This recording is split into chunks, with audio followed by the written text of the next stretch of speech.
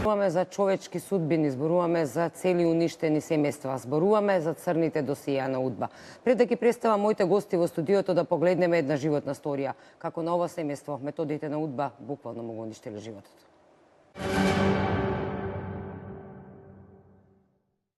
Измачуван, затворен и тепан за идејата за самостојна Македонија.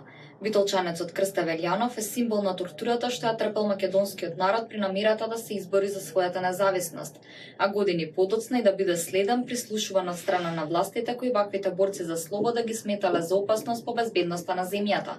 Неговата сторија ја раскажа неговиот син Зоран Велјанов, кој рече дека приказната и страдањата на неговиот татко не може да бидат раскажани во неколку реченици. Идеите на ВМРО вели се фамилиарно наследство.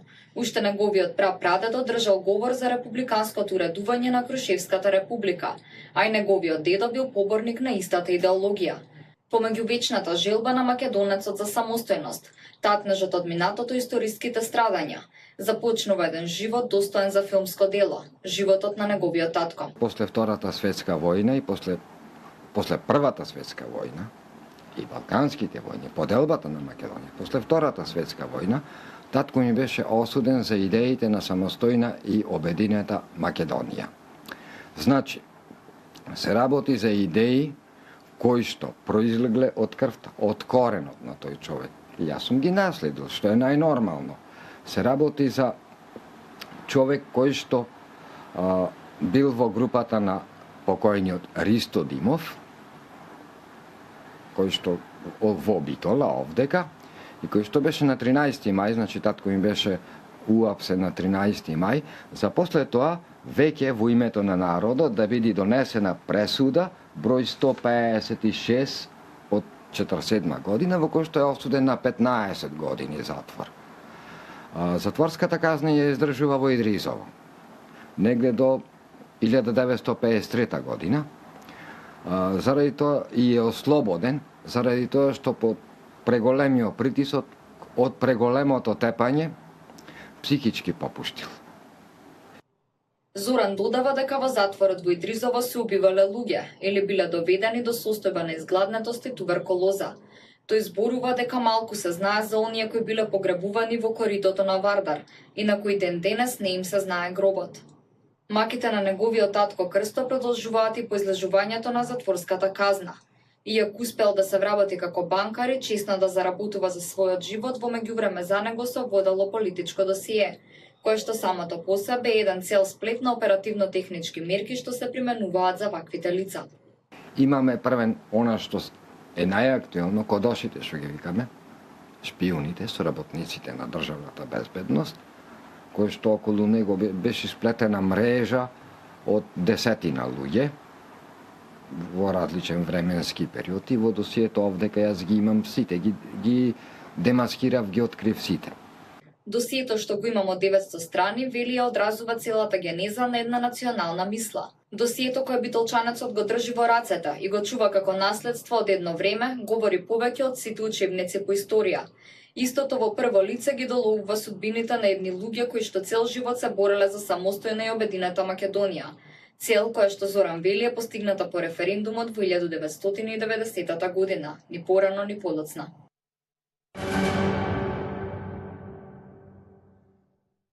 Назад сме во студиото на телевизија Нова, отворено студио. Вечерва зборуваме за црните досија на УДБА, но од еден малку поинаков човечки аспект. Вечерва во студиото се господинот Филип Петровски, директор на Државниот архив на Република Македонија, човекот кој што поведен и од личното свое досие го фати инат да ги објави овие досија и јавноста да ги види. И ни вечерва малку одличен аспект. Филип, вас ве фати буквално инат кога дознавте за своето досие, за оно што го правеле методите на УДБА, но и потоа по УДБА. И ете, на крајот имаме едиција една цела за сите оние документи за следењето на македонците. 10% македонци биле следени со методите на УДБА. Ги прочита ли ти тие досија? Пројде ли низ нив? Можеш ли да се носиш со се оно што се случувало, што го прочита таму? Па ова е интересна теза дека ме фати инат, може и така да се каже. 97 и 8 година е направено тоа досие како за политички неистомисленик, кога тајната полиција практично работи да го заштити тогашниот политички систем, а знаете дека од 94 до 98 година во Македонија немаше опозиција во парламентот, што значи дека имавме на некој начин реставрација и на системот од пред 90 година. Кога дојдовме ние во 98 година во парламент, постоеше кај нас една изразена желба да се расчисти со претходниот систем кој што бил воспоставен до 90 година, затоа што Македонија беше должна како држава да постапи слично како и сите кои што го напуштија претходниот комунистички систем и да расчисти комплетно со неговото наследство. Тоа беше впрочем и еден од елементите за воспоставување на демократија.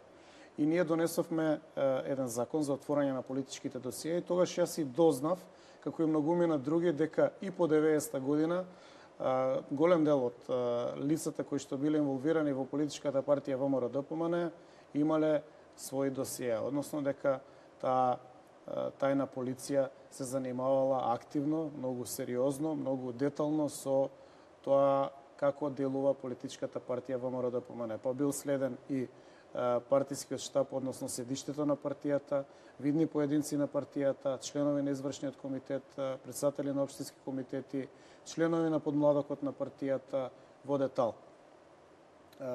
Во тој период тогашната министерка за внатрешни работи, кога практично и завршува следењето, односно она што го имаме како документација, ми даде еден посериозен материјал, за кој што таа е сега почината, меѓутоа тогаш ми рече дека е само фрагмент од тоа што успеала да го пронајде, а се работи за неколку години следење на партијата во детали.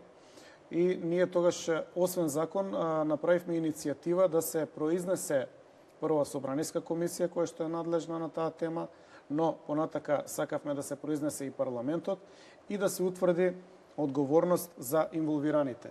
Меѓу инволвираните, она што е многу интересно, станува збор, меѓу другото, и за господинот Верушевски.